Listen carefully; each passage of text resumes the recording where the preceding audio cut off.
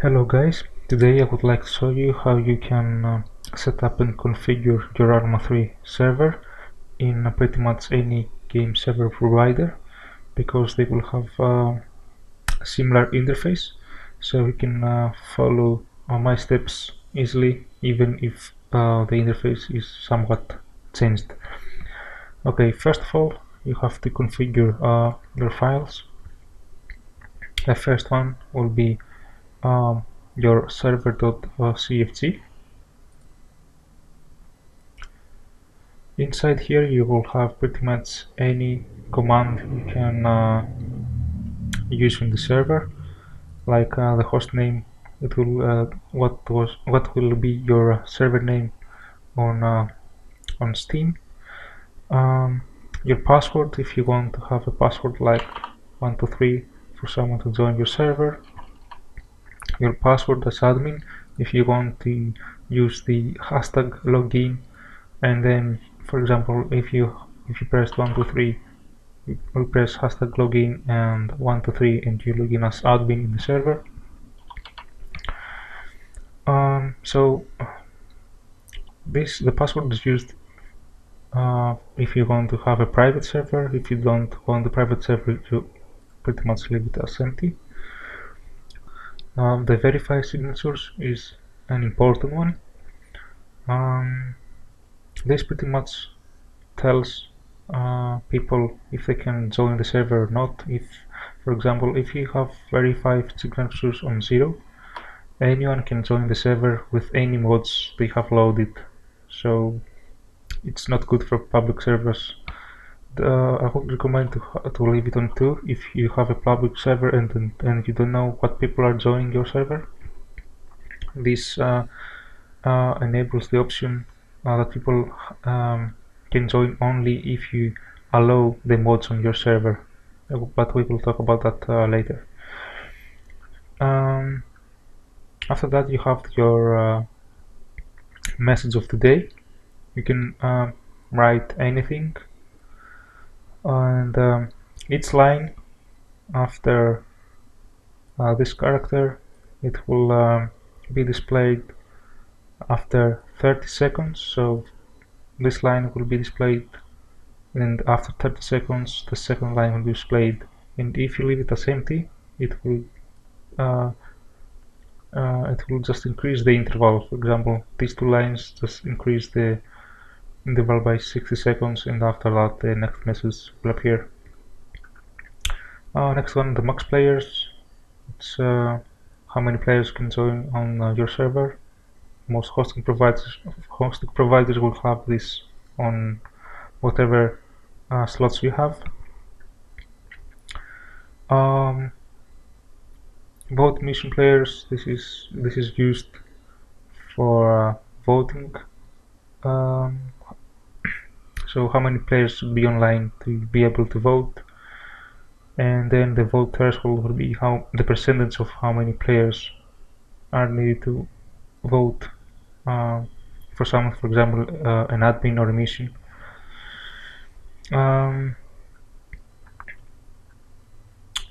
Okay, here is where you load your mission.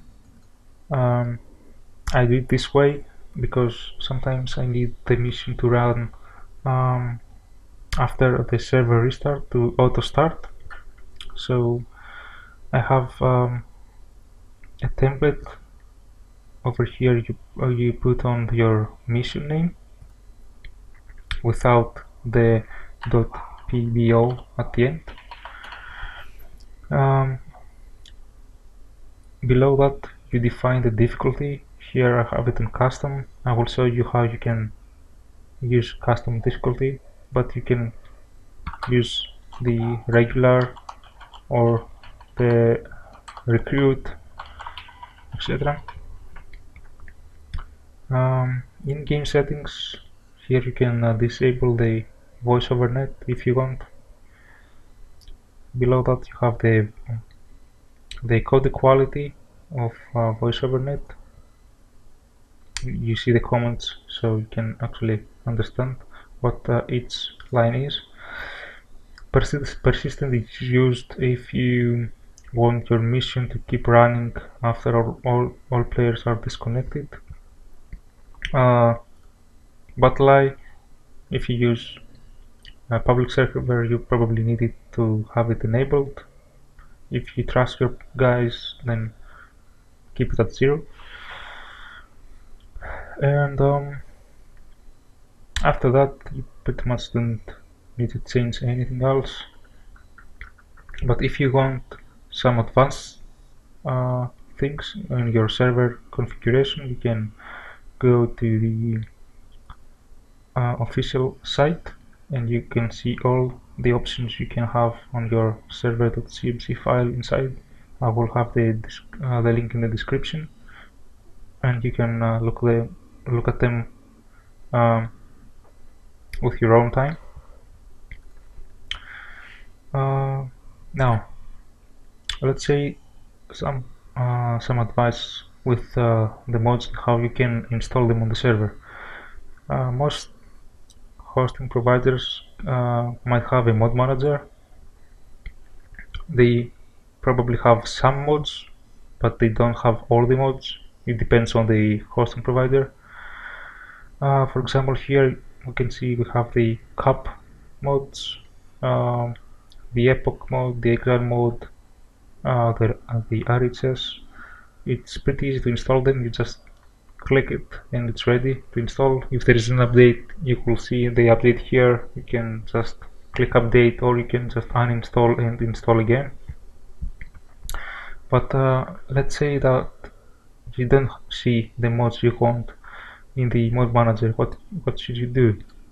If you don't see the mods on your mod manager, you have to upload them through FTP. To log in as FTP, you will need an FTP client. I will use the FileZilla. When you open the program in the host, you will have to put your FTP IP address. For example, mine is this one, and the port will be 8824, so I'll have to type my IP here.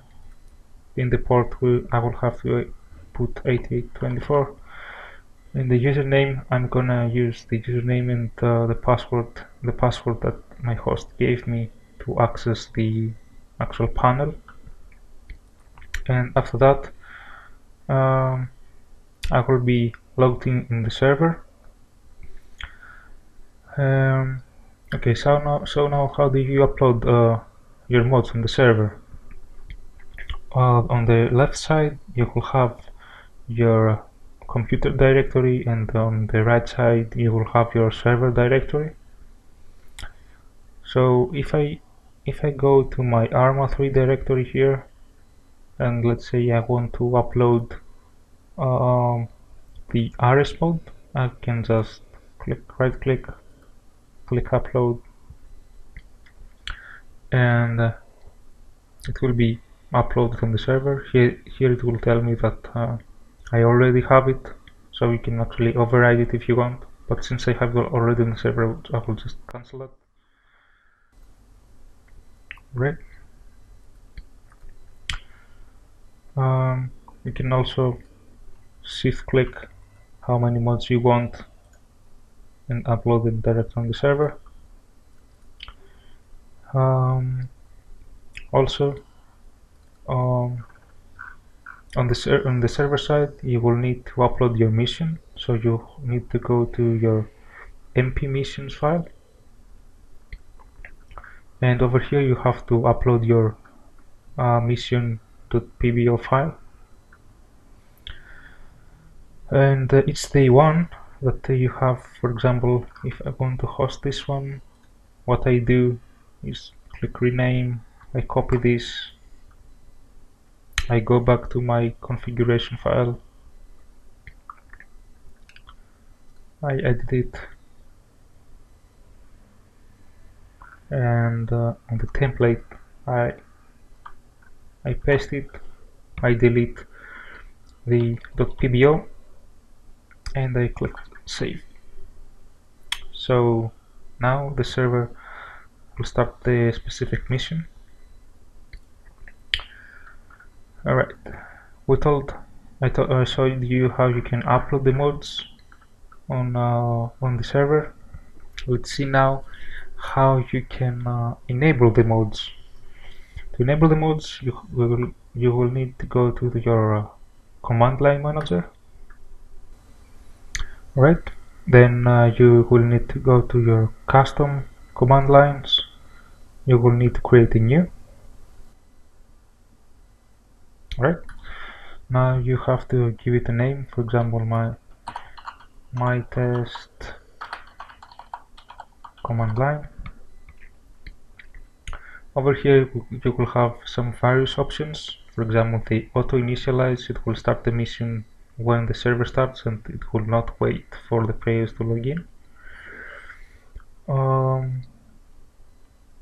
But the one that interests you is over here.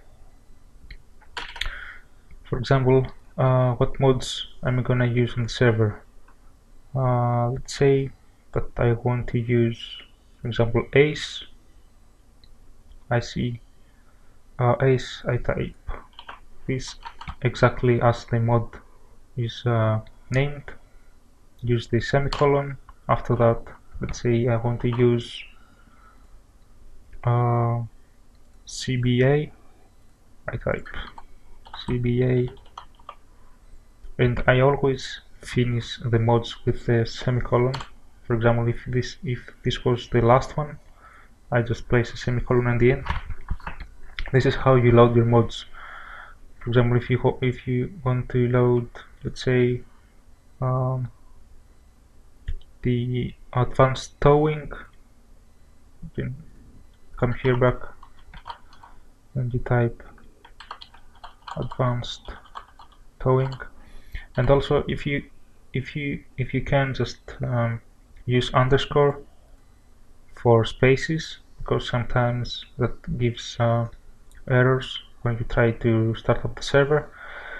So you can just come back here when you upload your mods, and you can rename them and put an underscore in the name of the mods you are gonna use. So after you have done this, you click save,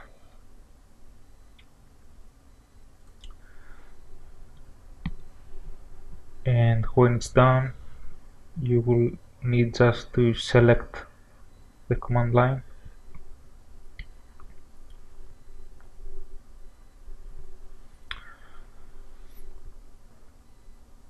For example, right now I would like to use a specific command line I have for liberation mission. So I will just search for it. I need to load this one, so I go over here, click select, and it will be bolded when the selection is done. Alright, so right now I have the command line ready. I already have uploaded the mods. I already have selected what mission the server will start.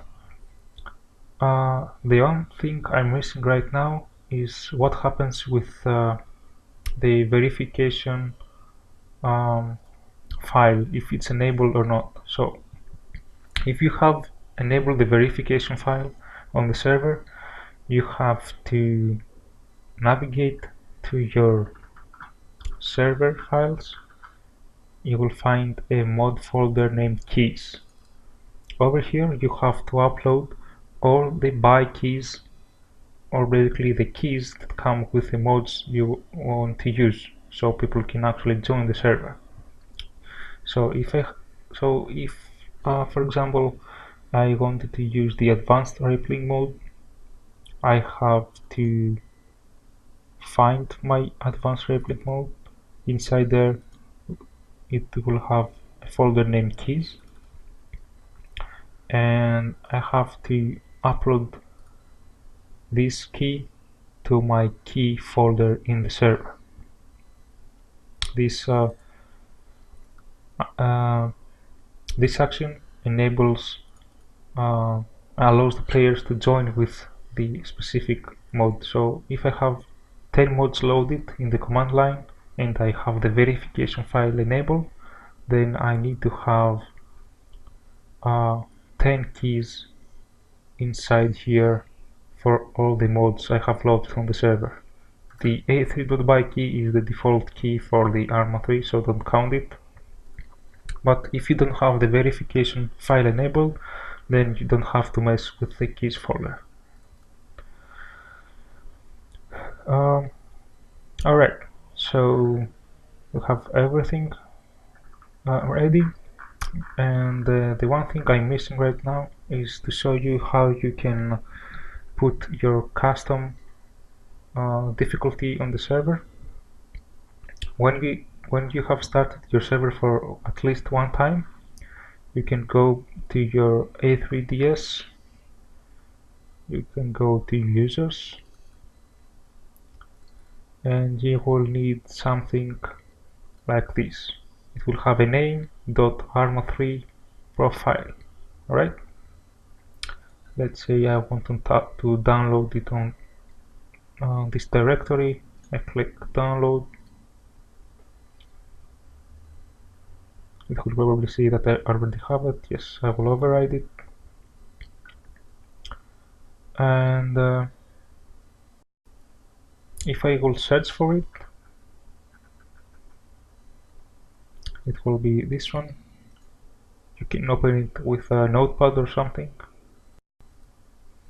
Alright, what you will need to type in, I will have it in the description too, is this piece of code, difficulty custom, and over here you define your custom settings. The settings for this are also displayed in the official Wiki page. I will have the link in the description too. Over here you will see all the options with comments, and you can use whatever you want to use with you for your needs. So when you are done editing this, you click save, you go back to your FileZilla, you search for your file, and then you click upload. And when you have done this, you are ready to go.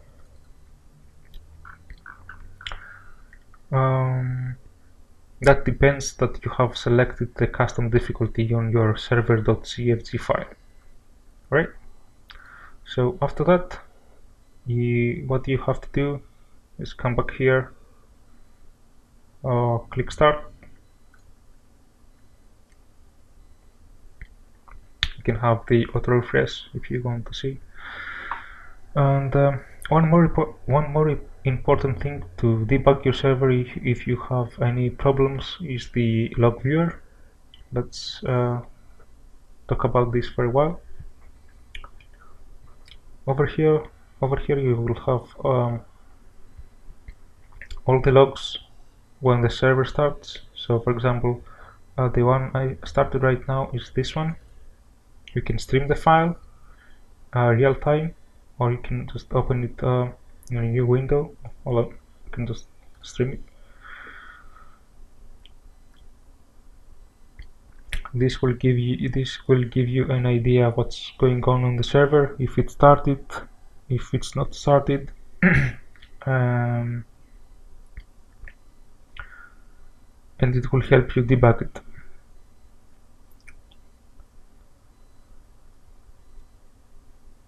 As you see, it's loading the advanced modes.